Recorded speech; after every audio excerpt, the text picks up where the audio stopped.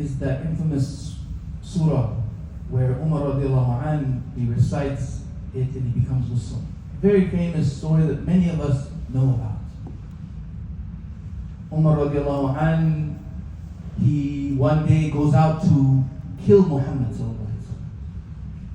He finds one of the companions of the Prophet sallallahu alaihi wasallam, and he doesn't know he's a companion of the Prophet. And he says, "Where are you going, Ya Umar?" He says, "I need to find Muhammad because I need to kill him. I need to take care of him. He's causing too much problems." This companion, secretly a believer, he tries to distract and redirect Umar. Umar then notices there's something up with this guy. He says, "There's something wrong with you. I think you believe in him." So now he wants to take care of this guy. Then this companion of the Prophet ﷺ, he says, "If you're going to try to take care of everyone, why don't you go take care of your home first, because your sister's already a believer." So Umar is shocked, overwhelmed, and he rushes to his sister's home.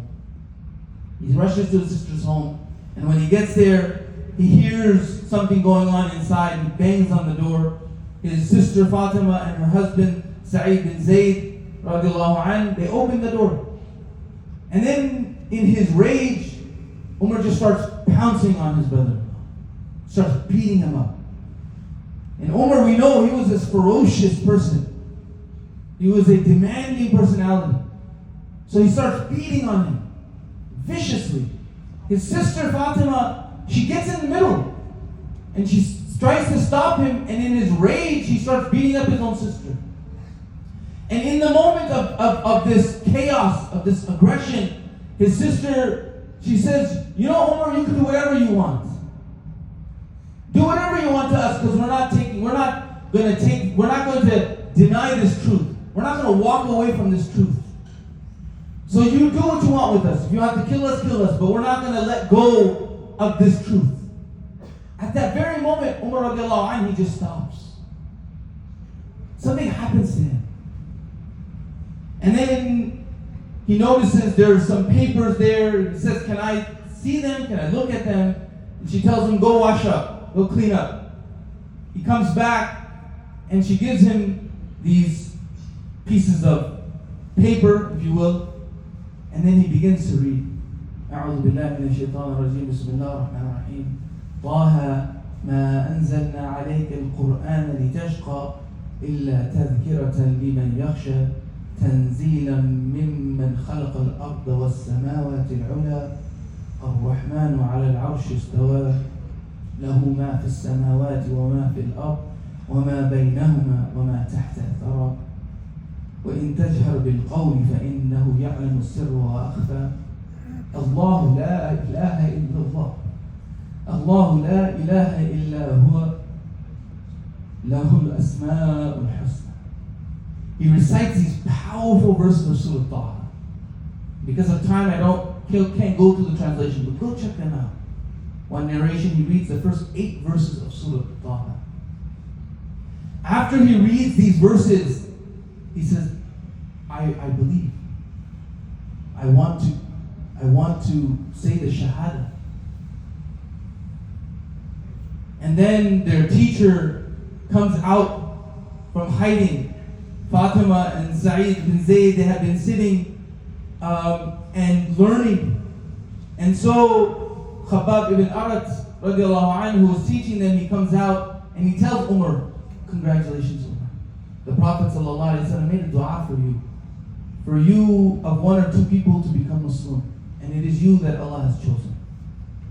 Then he goes to the house where the Prophet is, sallallahu alaihi wasallam, and Umar radiallahu anhu, he accepts Islam. It's a very powerful moment in his life. It's a very powerful moment in understanding the power of Quran.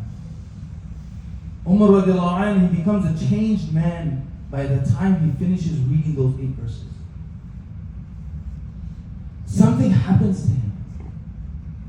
You know, when he's pounding on his sister, before that, for 6 years, the Prophet is talking about Islam. He is reciting the Quran to the community. But to Umar, it hasn't made any difference yet. Nothing, it didn't matter.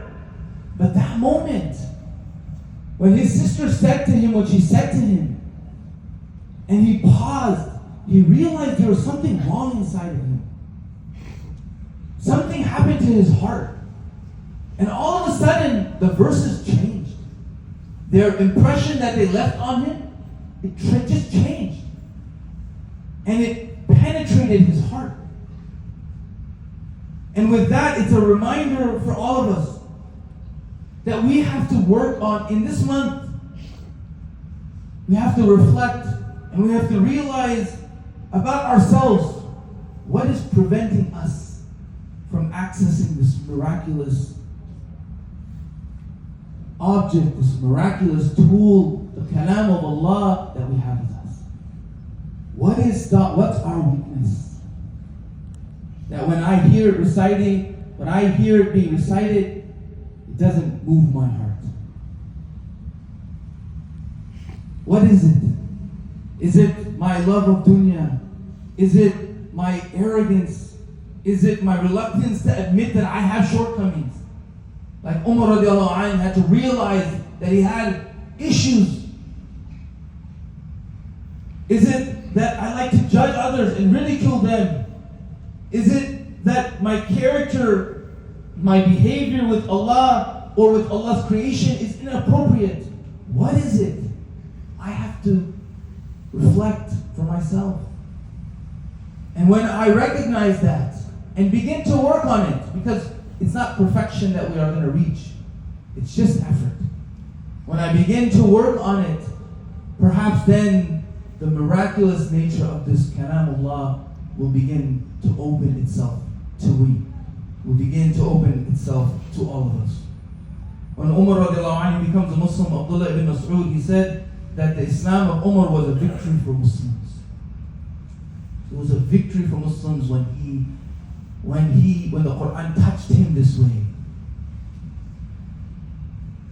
What victory will Allah bring to the Ummah of Rasul sallallahu alayhi wasallam when our hearts, when your heart and my heart is open to this kalam of Allah?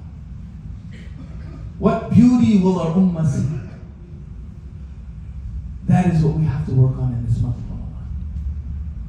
Establishing the worship, the obedience of Allah, beginning with our salah and trying to improve, and then opening this beautiful book we have, Al-Kitab, and trying to understand it. If we don't know Arabic, read it in the language we understand, and try to begin to learn Arabic. For those of us who think we know Arabic, get deep into the translation. All of us read the tafsir.